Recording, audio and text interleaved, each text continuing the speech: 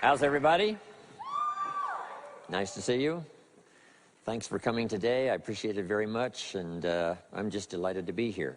How many of you have never seen me before? This is your first time. Wow, everybody.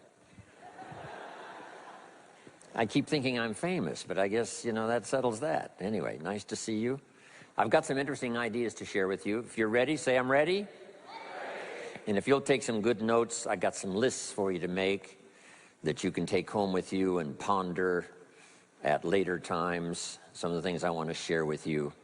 I was raised in southwest Idaho. My parents gave me an incredibly excellent start in my life, which I appreciated very much. But I quit school at age 19, unfortunately. My reasoning was, I'm smart enough to get a job. How much smarter do you need to be? And with that shallow thinking, I quit school, age 19, and got a job, went to work. A little while later, got married, started a little family, and I'm struggling and, you know, trying to do my best. But it seems like each year I'm falling just a little bit further behind. Finally, age 25. The climax of my sort of, you know, weariness with where I was, not doing as well as I thought I should. I hear a knock on my door, and I happen to be home alone. When I opened the door, there was a little Girl Scout about this tall selling Girl Scout cookies. And she gave me the finest sales presentation I've ever heard. Girl Scouts around the world, no better organization. And we've got these cookies, only $2, several flavors. And with a big smile, she very politely asked me to buy. No problem, I wanted to buy. Big problem, I haven't got $2 in my pocket. Now, I'm a grown man, I live in America, I've been to 1 year of college, I'm married, I've got a family, and I don't have $2 in my pocket. And I didn't want to tell her that. So I did what I thought was next best. I lied to her. I said, hey, look, I've already bought lots of Girl Scout cookies. I've still got plenty in the house that we haven't eaten yet. And she said, oh, that's wonderful. Thank you very much. And she leaves. When she leaves, I say to myself, I don't want to live like this anymore. I mean, how low can you get lying to a Girl Scout? I mean, that's about as low as you can go. But I promised myself that day I was going to start my search of finding opportunity, finding somebody who could teach me and coach me on doing much better for myself and for my family and for my future. And shortly after that, I met a most extraordinary man, very wealthy, but a friend of mine said, you've got to meet this man. He's rich, but he's easy to talk to. He's got a unique philosophy of business and life. And the more he told me about this man, the more I said, I've got to meet this guy. And shortly after that, I had a chance to meet him. Sure enough, when I met him, I was impressed. Obviously, he was rich, but he was friendly and easy to talk to. And I said to myself, if I could just get around someone like him, and if he would coach me, I would be willing to learn anything. I'd love to be like him. Well, my good fortune was he invited me to join his company, and over the next 5 years, my dream came true. He coached me and taught me how to turn my life from pennies to fortune.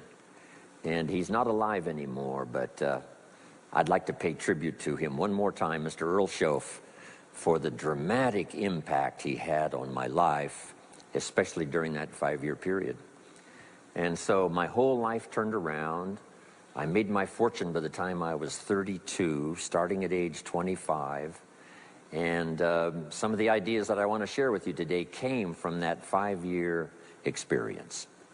Then from there, I got into lecturing and giving seminars, and I've written a few books, and my career now spans about 41 years.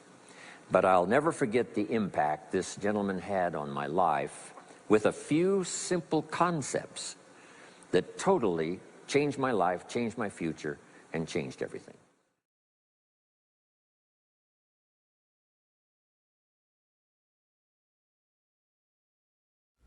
Let me give you the day that turns your life around as quickly as I can. I got 4 parts to the day that turns your life around, and then we're finished for the day. Number 1, disgust. Disgust. Disgust is a negative emotion, but it can have a very positive, powerful effect. Disgust says, I've had it. What an important day that could be. I've had it. Wow. I met a beautiful, powerful, accomplished executive lady in New York. The company invited me to come in. This lady was a vice president, extraordinary lady. I got to know her, and I found out her story. I said, how did you get here? Big income. And she never went to college, never went to university. I said, how did you get here? Executive, powerful, income. She said, well, let me tell you part of the scenario. She said, when I was a young mother a few years ago, she said, one day I asked my husband for $10. And he said, what for?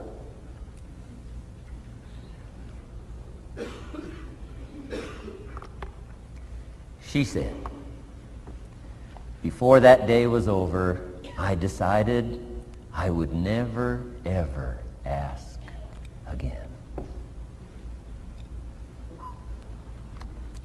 She said, I started studying opportunity, found it, took the classes, put myself through the schools, did the scenario. Now I'm vice president. I make a lot of money.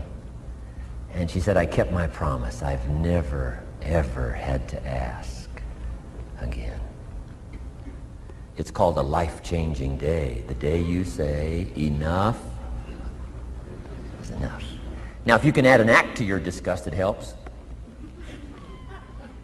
A man takes a shotgun to his car, blows out every window, destroys every tire, puts 100 rounds in it, and says, I've driven this embarrassing thing for the last time. And then he saves it. He saves it. And later when somebody says, how did you become rich and powerful? He says, let me show you this car.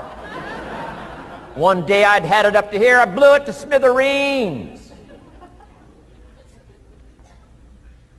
Enough is enough. Powerful. Here's the last 3. Next is decision. Decision making is a life-changing day. If you went home today and in the next few days cleaned up a list of decisions, it could furnish enough inspiration for the next 5 years, 10 years. What an inspiring day, the day you can bring yourself to decide. And here's the 3rd one, desire, wanting too bad enough. Who knows the mystery of that? We don't know. But here's something I do know. Sometimes desire waits for a trigger, waits for something to happen.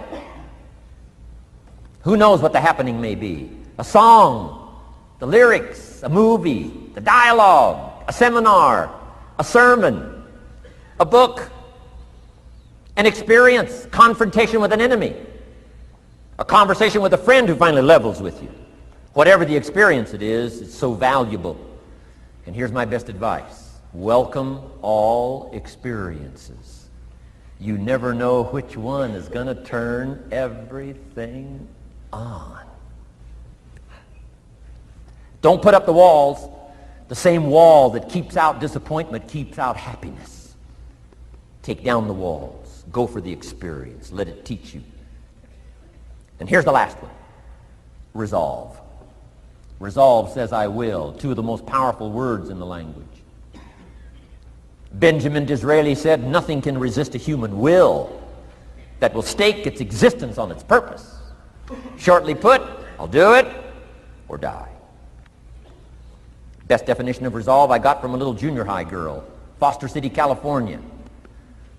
I'm going through some words one day. I got to this one and I asked the kids, who can tell me what resolve means? Some didn't know, some tried. Interesting. The last one was the best.